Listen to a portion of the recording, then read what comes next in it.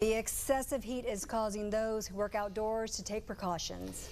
First Warn 5 meteorologist Cecilia Gutierrez takes a look at precautions some businesses are taking. Excessive heat warnings and advisories aren't uncommon this time of year. Some businesses and groups are making sure they adjust to the oppressive heat. A normal summer day for Bobby Salazar and Noel de la Cruz consists of being in the heat for more than 3 hours. You have to have a whole bunch of water, and then when you're done, you have to make sure you drink a whole bunch of water after that, maybe something light like Gatorade. It's not just them outside. More than 100 kids join them for band practice. More people outside and hotter temperatures means taking extra precautions. Checking what the index is, checking how people feel, letting the kids know that it's okay to step out.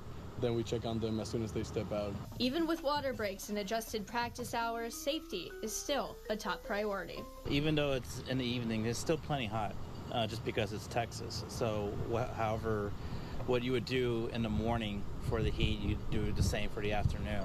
They're not the only ones having to adjust to the heat.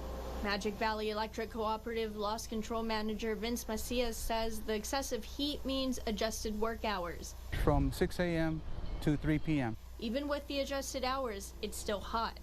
According to the CDC, about 400 people die each year from exposure. Macias says an app on his employees' phones keep them safe. Part of their job briefing, which is required by OSHA, is to check current environmental conditions. They can check the app and it'll actually give you the heat index of that day, and it breaks it down into minimum risk, low risk, moderate risk, high risk, which we're at right now. We're at a high risk.